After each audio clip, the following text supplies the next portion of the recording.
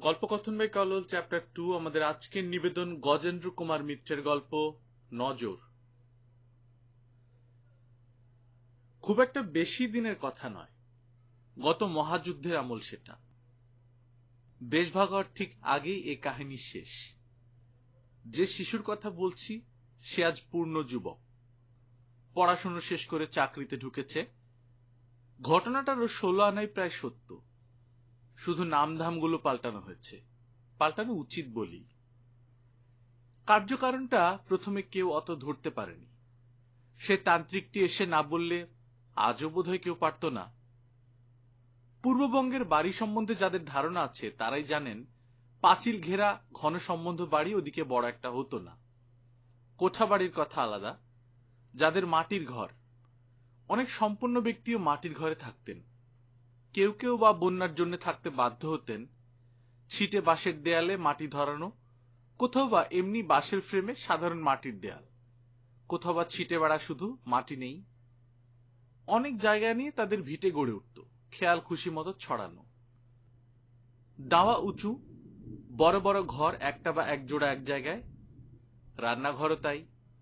ছাড়া ছাড়া, গায়ে গায়ে লাগানো নয় কোনোটা কোনোটার সঙ্গে। পাঁচিলের বালাই নেই, শুধু বসবাসের ঘরগুলোর সংলগ্ন জমিটা নিকোনো সাফ করা থাকতো। ঘাস বা আগাছা জন্মাতে দেয়া হতো না, সেটাকেই উঠোন বলতো। শহরে বা বড় শহরের উপকণ্ঠে যারা থাকেন, উঠোন বলতে তারা যা বোঝেন এ তার ধারে কাছেও যায় না। আসলে এটাকে উঠোনও বলা যায়, চলন বা চলাচলের রাস্তাও বলা যায়। রাস্তা হিসেবে একটু বেশি চওড়া এই যা, কারণ এরই একটা অংশ নির্দ্বিধায় পুকুর পর্যন্ত চলে গেছে। গৃহবিশেষে একাধিক পুকুর, কোনোটা বা গেছে পিছনের সুপুরি নারিকেলের বাগান পর্যন্ত।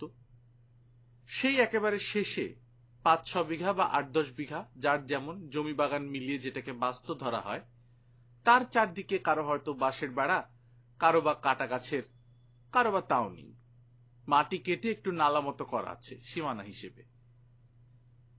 যে দিনের কথা বলছি, মুকুল বৌদি সেরকম একটা চলাচলের রাস্তায়, উঠোনও বলতে পারেন তাকে, বসে ছেলেকে দুধ খাওয়াচ্ছিল। তখন ঠিক সন্ধ্যার মুখটা, চারদিকের বড় বড় গাছের ছায়ায় বেঁধে আবছা হয়ে এসেছে আলো, অথচ ঠিক আলো জ্বালারও সময় হয়নি। ঝুঁচকি বেলা যাকে বলে এমন সময় সেটা। কতকটা সে আবছায়ের জন্যই ফাঁকা এসে বসেছিল বৌদি, কিছুটা আলো পাবে বলে। সন্ধ্যা দেখানো হলেও পাড়াগাঁয়ের সেই প্রদীপের আলোই ভরসা। দুটো হ্যারিকেন আছে, একটা নিয়ে ছেলেরা পড়াশোনা করে, আরেকটা জলে বাইরের চণ্ডী মণ্ডপে মুকুল বৌদির ভাসুর বসে হিসাবপত্র দেখেন, পাড়ার লোকজন এলে গল্পও করেন। তাছাড়া সন্ধে দেয়া হলে আবার কিছুক্ষণ অপেক্ষা করতে হয়, সেই সন্ধেকালটা না কাটলে নাকি খাওয়াতে নেই। অথচ দেরি হয়ে গেছে ঢের। কিসেন এসেছে অনেক দেরিতে, গায়ে দুইতে দুইতে সূর্য পাটে বসে গেছে। ছেলেটা খিদে চিল চেঁচাচ্ছে। তৎসত্ত্বেও শাশুড়ি তিরস্কার করেছিলেন মুকুল বৌদিকে। ও কি গা বৌমা, এই রাক্ষসী বেলায় তুমি পথে বসে ছেলেটাকে দুধ খাওয়াচ্ছ? খোলা জায়গা, যাতায়াতের পথ, পথ নয়, 4 রাস্তার মোড় বলাই উচিত। 4টে পথ চারদিকে চলে গেছে, এই কি একটা বসবার জায়গা হলো? এমন সময় কোনো খোলা জায়গাতে খাওয়াতে নেই, অন্যি দেবতাদের নজর লাগে। অত গা করেনি মুকুল বৌদি। সত্যি কোনো বিপদ হতে পারে তা ভাবেনি, ভাবার কথাও নয়। এসব ভয় থাকে মানুষের অল্প বয়সে, তবু তখনও কেউ ঠিক বিশ্বাস করতে পারে না। এসবে বিশ্বাস আসে বেশি বয়সে। যৌবনে ভয়ও থাকে না, বিশ্বাসও থাকে না। সে বয়সে অপদেবতার অস্তিত্ব একটা পরিহাসের বিষয় মাত্র। এই ঘটনার কয়েকদিন পরে ছেলের সেদিন 1 বছর পূর্ণ হতে ঠিক একদিন বাকি। মুকুল বৌদি ছেলেকে কোলে করে রাস্তায় এসে দাঁড়িয়েছিল। ঠিক দুপুর বেলা, চড়া রোদ, তবে বৌদি দাঁড়িয়েছিল একটা বড় কাঁঠাল গাছের ছায়ায়। অতটা কড়া রোদ বোঝা যাচ্ছিল না সেখানে। অবশ্য ছায়া না থাকলেই বা কি, রোদ থাকলেও দাঁড়াতে হতো। মুকুল বৌদি দাঁড়িয়েছিল মানিক জেলের খোঁজে, যে বুড়োটা মাছ দিয়ে যায়। আজ 3 দিন তার পাত্তা নেই, ফলে কারো পেটে মাছ যায়নি কদিন। অসুবিধাটা মুকুলেরই বেশি। ছেলেটা সবে ভাত খেতে শিখেছে, কিন্তু মাছ না হলে একদানা ভাতও খেতে চায় না। সেই গরজেই একেবারে রাস্তার ধারে এসে দাঁড়িয়েছে। মানিককে দেখতে পেলে এক কুনকে চাল আর দু কুনকে খুদ কবুল করে নিজেদের পুকুরেই নামাবে এবার। আগে শুধু খুদ দিলেই হতো, এখন আর কেবলমাত্র দু কুনকে খুদে বড় পুকুরে জাল ফেলতে চায় না। যেদিন দরকার থাকে সেদিন সামান্য বস্তু দুর্লভ হয়ে ওঠে। বহুক্ষণ দাঁড়িয়েও মানিকের দেখা পাওয়া গেল না সেদিন। ফিরেই আসছে, হঠাৎ একটি মেয়ে ছেলে কোথা থেকে এসে প্রায় পথ জুড়ে দাঁড়িয়ে গেল। আহা, কাদের খোকা গা, ভারী সুন্দর খোকা তো, তোমার বুঝি গা মা? এই পেতম না আর আছে? বা, বুক জুড়ানো ধন। ও খোকা বাবু, আমার সঙ্গে যাবে? পেট পুরে রসগোল্লা খাওয়াবো। বলতে বলতে হাত বাড়িয়ে খোকাকে কোলে টেনে নিল সে। ইচ্ছা ছিল না মুকুল বৌদির, যার তার কোলে ছেলে দেয়া পছন্দ করে না সে। সব মুখে মুখ দিয়ে চুমু খায়, বিশ্রী লাগে ওর। কিন্তু তখন সেই মুহূর্তে ঠিক বাধাও দিতে পারল না। স্বভাবতই ছেলে মেয়েকে সুন্দর বললে মা একটু গলে যায়, আর দিনে দুপুরে পাড়ার মধ্যে ছেলেকে একবার কোলে করবে, আপত্তিরই বা কি কারণ দেখাবে? বরং না দেয়াটাই অভদ্রতা দেখায়। কেন দিচ্ছি না মুখ ফুটে বলাও তো শক্ত। আর মেয়ে ছেলেটিও নেহাত খুব ছোট ঘরের কি ভিখিরি এমনও মনে হলো না। বাসি করা ফর্সা কাপড় পরনে, রংটা ময়লা হলেও চেহারায় বেশ একটা শ্রী আছে। ওর কলকাতার মাসিমা বলেন লাজ্জত। মুখটাও কেমন যেন চেনা চেনা লাগছে, কোথায় যেন এর আগে দেখেছে ওকে। সেক্ষেত্রেও যদি কিছু পরে মনে পড়ে যায় যে মেয়ে ছেলেটি ওদের জানাশোনা কিংবা দুঃসম্পর্কের আত্মীয় কেউ, তখন লজ্জার সীমা থাকবে না ছেলেকে কোলে দিতে অস্বীকার করলে।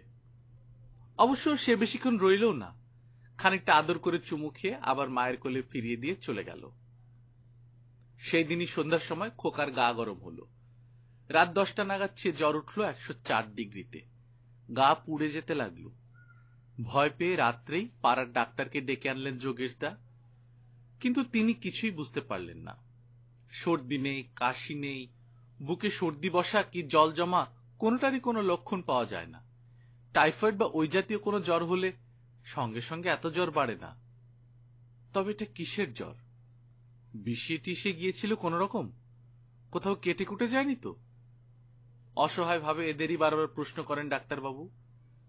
জ্বর কিন্তু বেড়েই যাচ্ছে এদিকে। ভোরের দিকে সদরে লোক পাঠানো হলো হাসপাতালের বড় ডাক্তারের জন্য। সদর খুব বেশি দূরও নয়, মাইল 6। তবু খানিকটা নৌকোর পথ, ইচ্ছে থাকলেও তাড়াতাড়ি যাওয়া যায় না। ফলে সেখানে পৌঁছে ডাক্তারবাবুকে ধরে নিয়ে আসতে আসতে দুপুর গড়িয়ে গেল। তখন আর ডাক্তারের কোনো প্রয়োজন ছিল না, তার অনেক আগেই ছেলেটি মারা গেছে। কিন্তু কি হয়েছিল, কিসে মারা গেল, এত জ্বরই বা হঠাৎ উঠল কেন, এমন নীল হয়ে গেল কেন সে ছেলে, তা এই বড় ডাক্তারবাবুও কিছুই বুঝতে পারলেন না। এর পরেও যোগেশদার একটি ছেলেই হলো। এটি আরো সুন্দর দেখতে, আরো স্বাস্থ্যবান। এর যখন 11 মাস বয়স, মুকুল বৌদিকে বাপের বাড়ি যেতে হয়েছিল। বাবার খুব অসুখ, মা তার আগে থাকতেই শয্যাশায়ী, এক বউ দিল্লিতে, আরেক বউ ব্যাঙ্গালোরে। বাধ্য হয়েই মুকুল বৌদিকে যেতে হয়েছিল। সে কাছে থাকে, তার শ্বশুরবাড়িতেও লোকের অভাব নেই, অর্থাৎ কাজ করবার লোকের। শাশুড়ি, পিসশাশুড়ি, বড় যা, একবারই ছেলে মেয়ে, এদেরও কিছু অসুবিধা ছিল না। যেতে হয়েছিল, গিয়ে থাকতেও হয়েছিল মাসখানেক। মা যতদিন না উঠে সংসারের ভার নিতে পারেন। এইখানে একদিন মুকুল বৌদির বাপের বাড়িতে দুখানা ঘর, কোঠা, তারই একটার সামনে দালানে ছেলেকে নিয়ে বসে আছে। ছেলে বুকের দুধ আজকাল খায় না বড় একটা। সেদিনই খাচ্ছিল একটু আধটু। এক বৃদ্ধা মহিলা এলেন। হরেন কেমন আছে রে তোর বাবা? হরেন মুকুলের বাবার নাম। মুকুল চিনতে পারল না ঠিক, কিন্তু চক্ষু লজ্জায় সেটা বলতেও পারল না। ইনি যে চেনেন, আর ভালো করেই চেনেন, তাতে কোনো সন্দেহ নেই।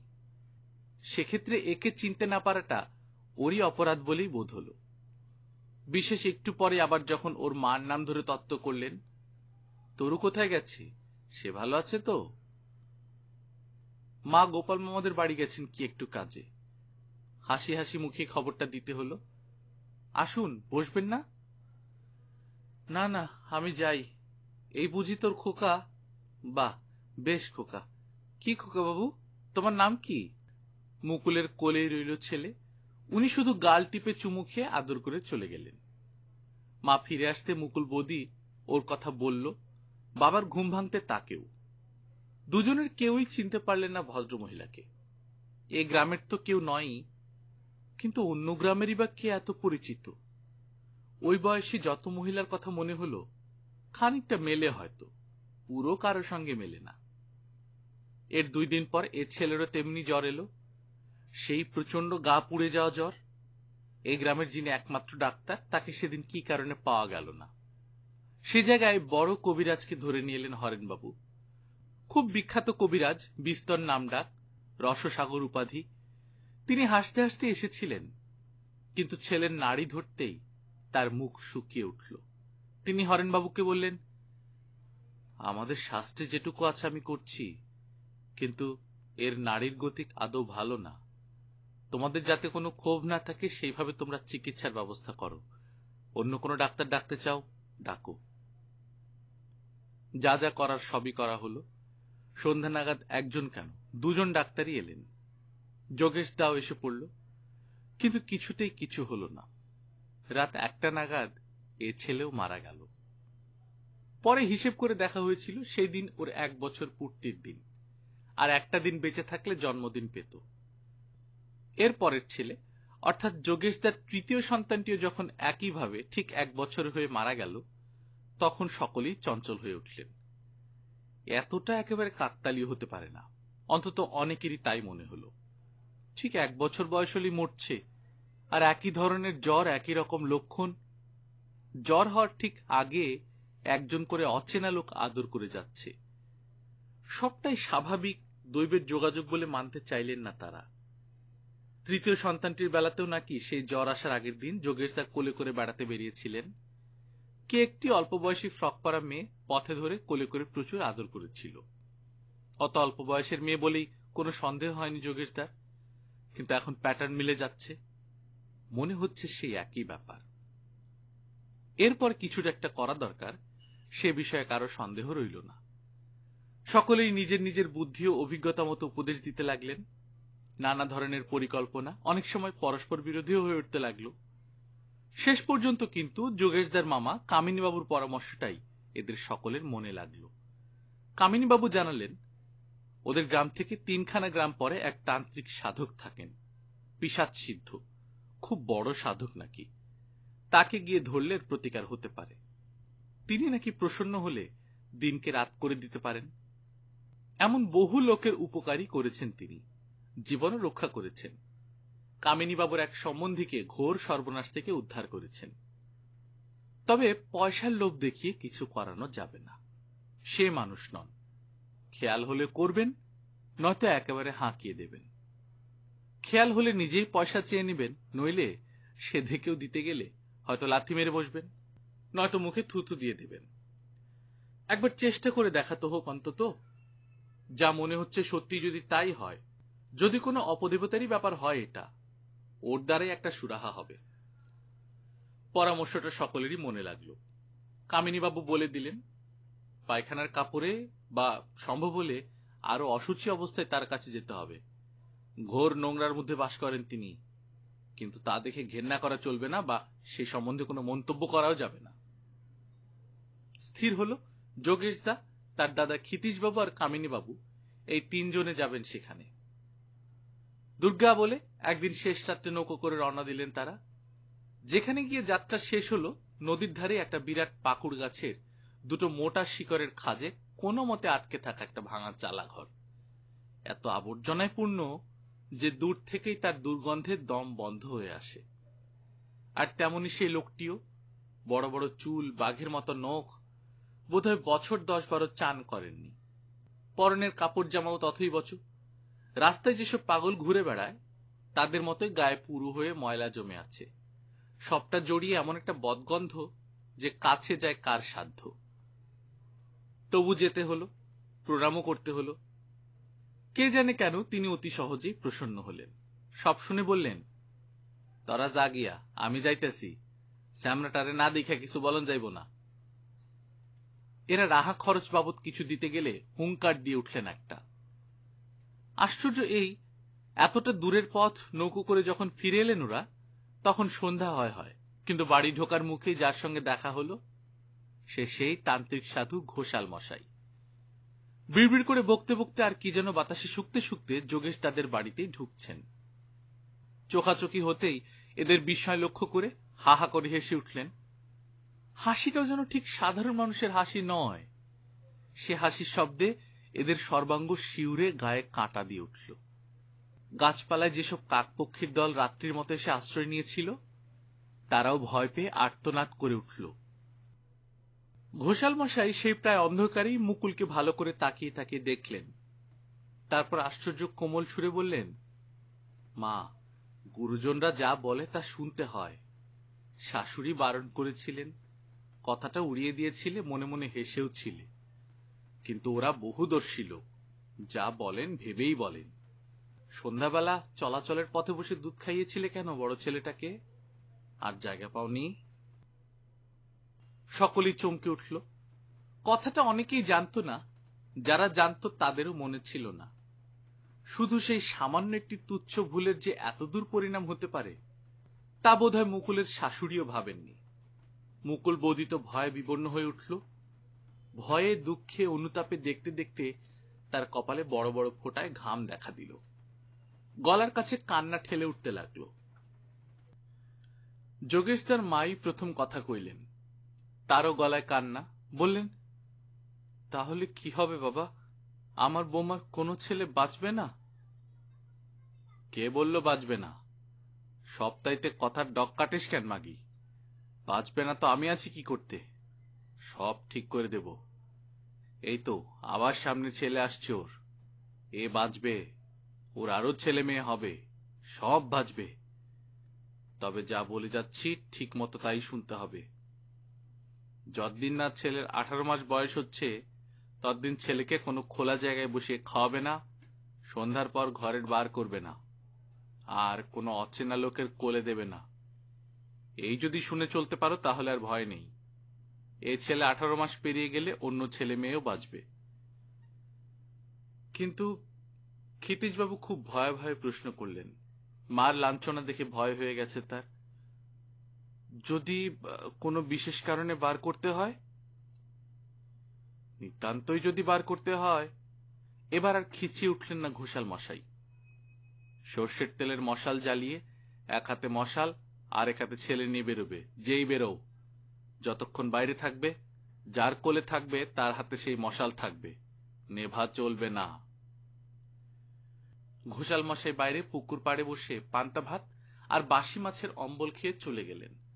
যাবার সময় কি ভাগ্যি একটা টাকাও চেয়ে নিলেন ক্ষিতীশবাবুর কাছ থেকে। যোগেশ দা তাড়াতাড়ি 5টা টাকা বার করে দিতে গিয়েছিলেন। তাকে কুৎসিত কটু ভাষায় গালাগাল দিয়ে উঠলেন। যোগেশ দা সামনে থেকে পালাতে পথ পান না। ঘোষাল মশাইয়ের প্রথম কথাটা অচিরেই ফলে গেল অবশ্য। একটি ছেলেই হলো আবার মুকুল বৌদির, আগের মতোই সুন্দর ফুটফুটে ছেলে। তবে তাতে আরো চিন্তা বেড়েই গেল। ঠিক নিশ্চিন্ত হতে পারল না কেউ। ঘোষাল মশাইয়ের আশ্বাসবাণী যে সত্য হবে, তা এখনো প্রমাণিত হয়নি। ছেলে এর আগেও হয়েছে সুশ্রী স্বাস্থ্যবান, 3 বারই হয়েছে, 1 বছর করে বেঁচেওছে, কিন্তু রাখতে পারা যায়নি। এবারে কি থাকবে? সত্যি কি ঘোষাল মশাইয়ের কোনো শক্তি আছে?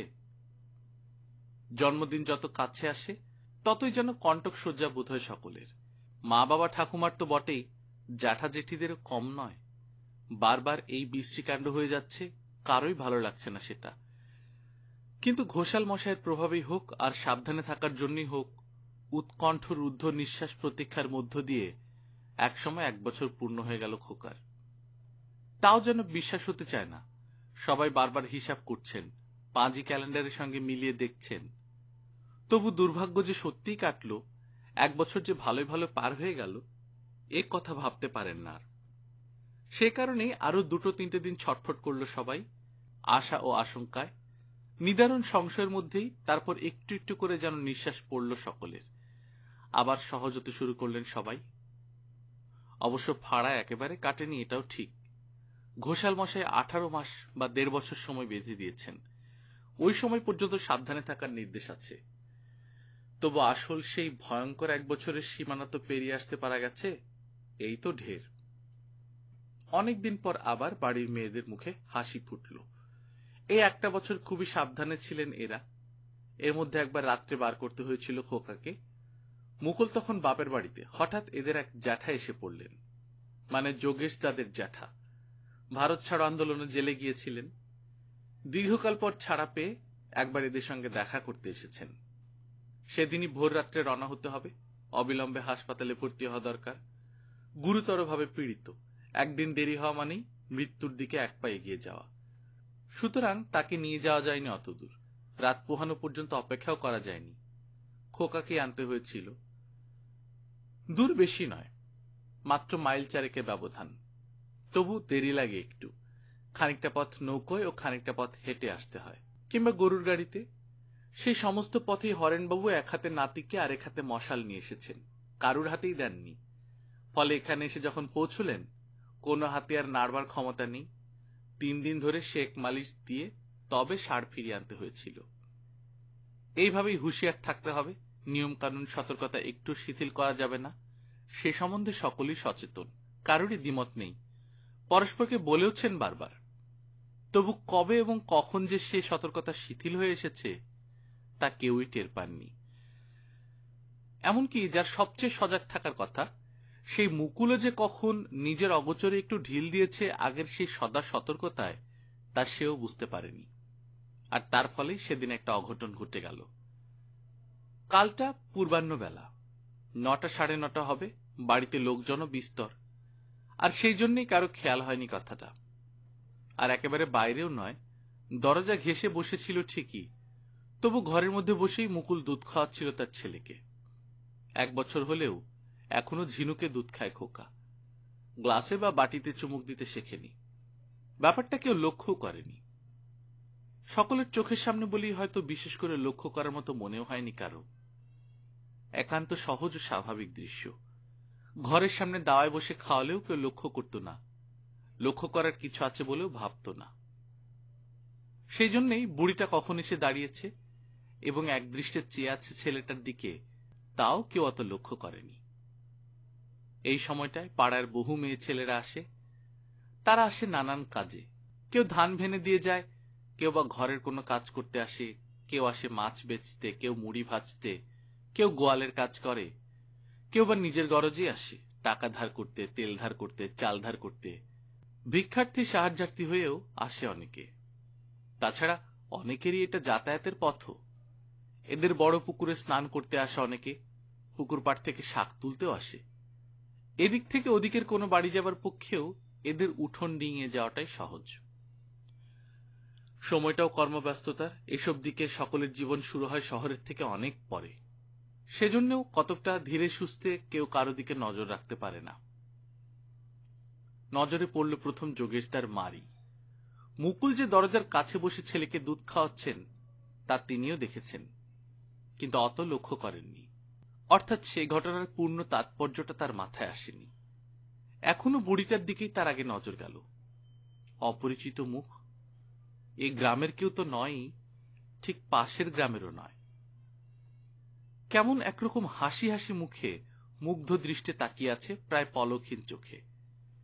সেই দৃষ্টি অনুসরণ করেই এবার তিনি যেন প্রথম দেখতে পেলেন মুকুলের কাণ্ডটা। সঙ্গে সঙ্গে প্রায় আর্তনাদ করে উঠলেন, ও মা! সেই চিৎকারেই সকলে চমকে উঠল। মুকুল তো উঠবেই। ত্রস্ত হয়ে শাশুড়ির দিকে তাকাতেই তার দৃষ্টি অনুসরণ করে বুড়িটাকেও দেখতে পেল। সঙ্গে সঙ্গে তার গলা দিয়েও একটা ভীত আতঙ্কগ্রস্ত স্বর বেরোল। সে সভয়ে ছেলেকে বুকে চেপে ধরে আঁচল দিয়ে ঢাকতে ঢাকতে ভেতরে সরে গিয়ে সশব্দে কপাট দুটো বন্ধ করে দিল। মহাবিরক্ত হলো যেন বুড়িটা। অপমানাহত ক্ষুণ্ণ কণ্ঠে বলল, কেন কেন, বিষয়টা কি? আমি কি নজর দিতাম নাকি? বলি নজর দিছিলাম মনে করো নাকি? পোলাটা যে সরাইলা, সি সি, এমনে ভাবো নাকি? আমার তো কাম সারাই হয়ে আইছিল, সইলাই তো যাইতাম। এত আবার গন্ডগোলের আছে নাকি? বিড়বিড় করে বকতে বকতে বুড়িটা আশ্চর্য রকমের ক্ষিপ্র বেগে চলে গেল। এরা সকলেই এত হতচকিত হয়ে গিয়েছিলেন যে সে কে, কোথায় থাকে, কোথা থেকে এসেছে, কি দরকার, সেসব প্রশ্ন করার কথা কারও মনে পড়ল না দৃষ্টির আড়ালে চলে যাবার আগে। সেদিন সন্ধ্যায় বাচ্চাটার জ্বর হলো, সেই ভুতুড়ে জ্বর। এদের মুখ শুকিয়ে আসা স্বাভাবিক। মুকুল এবং মুকুলের শাশুড়ি কান্নাকাটি শুরু করবেন, তাতেও বিস্মিত হবার কিছু নেই। সকলেই ধরে নিলেন আর কোনো প্রতিকার সম্ভব নয়, একেও হারাতে হবে এবার। এমনকি ক্ষিতীশদা যখন ডাক্তার ডাকতে উদ্যত হলেন, তখন যোগেশদাই তাকে বাধা দিল। কি লাভ দাদা, বুঝতেই তো পারছ। কিন্তু সামনে সেই সকল দিক আচ্ছন্ন করা অন্ধকারের মধ্যে একটা ক্ষীণ আশার আলো, যে এবারের জ্বরের তাপটা পূর্ববারের মতো ভয়াবহ নয়, গতিটাও অত দ্রুত নয়। শেষ রাত্রেও 103-এর বেশি উঠল না, ছেলেও তেমন বেহুশ হয়ে পড়ল না। ক্ষিতীশদা তখনই মনস্থির করে ফেললেন, অন্য কারো কথা শুনবেন না তিনি, একেবারেই সদর থেকে বড় ডাক্তার ডাকবেন। তার এবার একটা ঘোড়া হয়েছে, সদরে পৌঁছতে 1 ঘন্টার বেশি লাগবে না। যদি ডাক্তারকে ধরতে পারেন তো বেলা 9টা-10টার মধ্যেই তাকে নিয়ে চলে আসতে পারবেন। যোগেশদারও বোধহয় জট দেখেই একটু ক্ষীণ আশার সঞ্চার হয়েছে, তিনি আর বাধা দিলেন না। কিন্তু ঘোড়ায় চড়ে বাড়ির সীমানা পেরিয়ে রাস্তায় এসে পড়তেই ঘোড়াটা হঠাৎ ভয় পেয়ে সামনের দিকে পা তুলে চিৎকার করে উঠল। ক্ষিতীশদা পড়ে যেতে যেতে কোনো মতে সামলে নিয়ে চেয়ে দেখলেন, সামনে একটা মানুষের মতো কি। সেই শেষ রাত্রের ঝাপসা আলোতে আর একটু ঠাউরে দেখলেন ঘোষাল মশাই আপন মনেই বিড়বিড় করে কি যেন বকছেন, আর ওপর দিকে মুখ তুলে কি যেন শুকছেন। এবার মনে পড়ল তার কথাটা সবাইকারই। ক্ষিতীশদা ঘোড়া থেকে নেমে তার পায়ে পড়লেন। ঘোষাল মশাই মুকুলকে ও মুকুলের শাশুড়িকে খুব তিরস্কার করলেন। তার তিরস্কার সাধারণ তিরস্কার নয়, কুৎসিত কদর্য ভাষা, এমনি শুনে কানে আঙ্গুল দিতে হয়। ছেলেপুলে কি গুরুজনদের সামনে দিলে তো দাঁড়ানোই যায় না। তবে অভয় দিলেন ঘোষাল মশাই, বললেন, ডাক্তার ডাকতে হবে না, ও বেটাদের কম্য নয়, ওরা জানে মানুষ মারতে, এমনি ভালো হয়ে যাবে। চরম অনিষ্টতা হতে পারেনি, আর 2 মিনিট দেরি হলে তাও হতো, তখন আর কিছুতেই বাঁচাতে যেত না।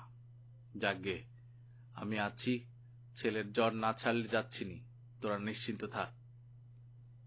3 দিন থাকবেন তিনি বললেন, কোথায় থাকবেন, কি খাবেন সে সম্বন্ধেও স্পষ্ট নির্দেশ দিয়ে দিলেন। বাড়ির সীমানার বাইরে পাড়ার আস্তা কুড়, যেটা জঞ্জাল টঞ্জাল ফেলা হয়, সেদিন একটা আধপচা মরা কুকুরকে ফেলে দিয়ে গেছে, সেখানে থাকবেন। রসুন দিয়ে পচা মাছের তরকারি রেঁধে দিতে হবে, আর পান্তা ভাত। কেবল শেষ দিন রাত্রে অতিরিক্ত 2 বোতল দেশি মদ এবং খানিকটা ঝলসানো পোড়া মাংস চাই। ঠিক 3 দিনের দিনই ছেলের জ্বর ছেড়ে গেল। ঘোষাল মশাই বললেন, আর ভয় নেই, এবার যা খুশি করতে পারিস। আর সে আসবে না, অন্তত এ বাড়িতে ঢুকবে না। তবে 18 মাস পূর্ণ হবার আগে এ বাড়ির বাইরে কোথাও যাস না, আর দেরিও তো নেই, মোটে 2 মাস, নাই বা গেলি কোথাও। ঘোষাল মশাই সেদিন রাত্রে অন্তর্হিত হলেন। পরের দিন ভোরে উঠে তাকে আর দেখা গেল না। যেমন হঠাৎ এসেছিলেন তেমন হঠাৎই চলে গেলেন। এর মাসখানেক পর একদিন সেই বুড়িটাকে আবার ওদের বাড়ির সামনে রাস্তায় দেখা গিয়েছিল, যেন কি একটা মতলবে ঘুরে বেড়াচ্ছে। ভেতরে ঢোকার ইচ্ছে, কিন্তু ঠিক ঢুকতে সাহস করছে না, ভাবভঙ্গি কতকটা সেই রকম। যোগেশদার মাই প্রথম দেখতে পান, চিনতেও পারেন সঙ্গে সঙ্গেই তিনি। চিৎকার করে ছেলেকে ডাকেন। চিৎকারে যোগেশদা ক্ষিতীশদা দুজনেই ছুটে আসেন।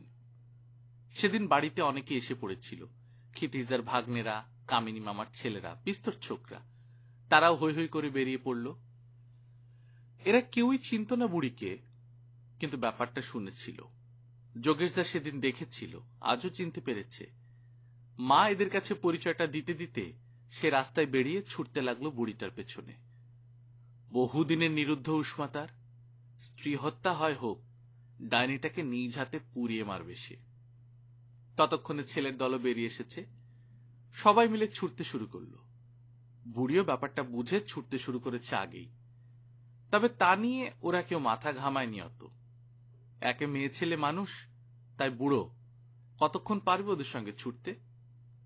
কিন্তু আশ্চর্য এই, এরা সকলেই অল্প বয়সী গ্রামের ছেলে, খেলাধুলোও করে, ছোটা প্রত্যেকের অভ্যাস আছে, তবু বুড়িটাকে কেউ ধরতে পারল না। ওরা যত জোর দেয় বুড়িও তত জোরে দৌড়য়।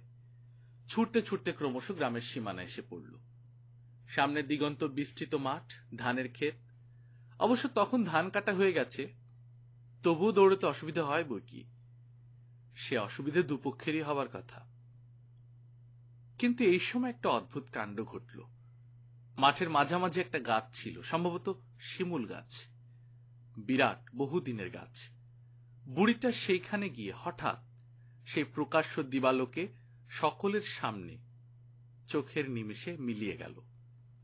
আগের মুহূর্তে সকলে দেখেছে বুড়িটাকে সেই গাছটা দুহাতে জড়িয়ে ধরতে, পর মুহূর্তে আর কোনো চিহ্ন দেখতে পেল না তার। ভয় হবারই কথা। ভয় হলো। যতই দিনের আলো হোক আর দল বেঁধে থাক, এমন অলৌকিক অবিশ্বাস্য কাণ্ড দেখলে কার না ভয় হয়। সকলেরই গাটার ডোল দিয়ে উঠল একবার, মুখ শুকিয়ে গেল। কিন্তু যোগেশ দাও প্রতিহিংসায় স্থির প্রতিজ্ঞ। সে বলল, এই আমি এখানে আছি, তোরাও জন্দুই থাক, বাকি সব বাড়ি গিয়ে কিছু কাঠ খড়ার তেল নিয়ে আয়, গাছটাকে পুড়িয়ে দেব। সেই মতোই ব্যবস্থা হলো। চারদিকে কাঠখড় সাজিয়ে তেল ঢেলে আগুন লাগিয়ে দেয়া হলো। বিপুল অগ্নিশিখা উঠল গাছটার চারদিক বেয়ে। সে আগুন আর ধোঁয়া দূর দূরান্তের গ্রাম থেকেও দেখা গেল। শয়ে শয়ে লোক ছুটে এলো কি ব্যাপার কি দেখার জন্য। ডালপালা, শাখা প্রশাখা, পত্রপল্লব সব ঝলসে পুড়ে গেল। কিন্তু আশ্চর্য এই, মূল কাণ্ডটা কিছুতেই পুড়ল না, বহু চেষ্টা করেও না। সন্ধ্যা পর্যন্ত চেষ্টা করে যোগেশদাকেও হাল ছাড়তে হলো শেষ অবধি। ছালগুলো পুড়ে সাদা হয়ে গেল সে অসহ্য উত্তাপে, কিন্তু কাণ্ডটা যেমন ছিল তেমনি দাঁড়িয়ে রইল। আজও নাকি আছে, তেমনি খাড়া দাঁড়িয়ে আছে। সেদিনও একদল এসেছে দেশ থেকে, পাকিস্তান হবারও বেশ কয়েক বছর পরে। তারাও এসে গল্প করেছে। শাখা প্রশাখাহীন নিষ্পত্র কাণ্ডটা তেমনি আছে আজও, না পচছে না ঘুণ ধরেছে তাতে। কে জানে আরো কতকাল থাকবে। গল্পকথন বাই কল্লোল চ্যাপ্টার 2 তে আপনারা শুনছিলেন গজেন্দ্র কুমার মিত্রের গল্প নজর। আমরা নিয়মিত গল্প পাঠ করে শোনাচ্ছি। আপনারা যারা প্রথমবার মতো শুনছেন, কাইন্ডলি সাবস্ক্রাইব করে নেবেন। গল্প পাঠ ভালো লাগলে বন্ধুদের সাথে শেয়ার করবেন। নিজে ভালো থাকবেন, আশেপাশের লোকজনকে ভালো রাখবেন। টাটা।